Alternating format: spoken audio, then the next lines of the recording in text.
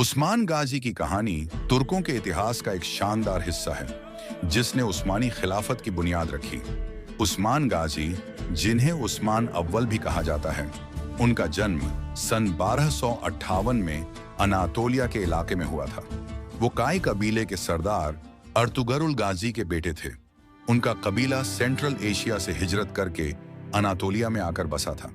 उस्मान गाजी ने अपनी जवानी के दौरान अपने वालिद की क़ियादत में बहादुरी और हिम्मत के कई कारनामे सरअंजाम दिए। उनकी सबसे बड़ी खूबी उनका इंसाफ पसंद और ईमानदार होना था।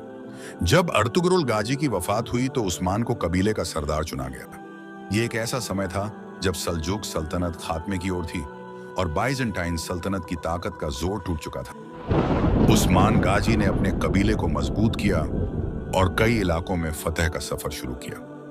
उन्होंने न सिर्फ अपने दुश्मनों को शिकस्त दी बल्कि स्थानीय लोगों के दिल भी जीते।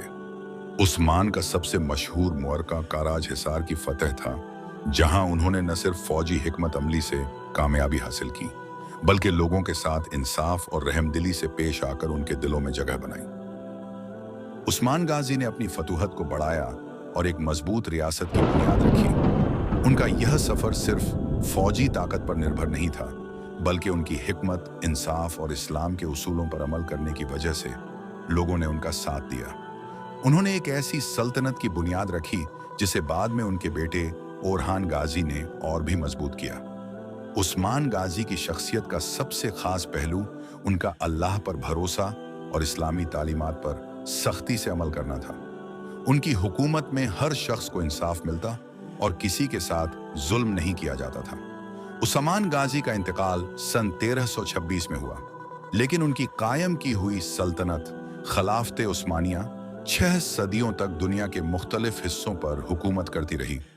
उस्मान गाजी का नाम आज भी तुर्कों और मुसलमानों के दिलों में इज्जत और एहतराम के साथ लिया जाता है।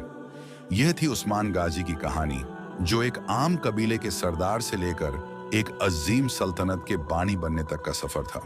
क्या आपको पता है उस्मान गाजी की यह सल्तनत कितने सालों तक कायम रही? उस्मान गाजी की पूरी हिस्ट्री देखने के लिए यहाँ क्लिक करें।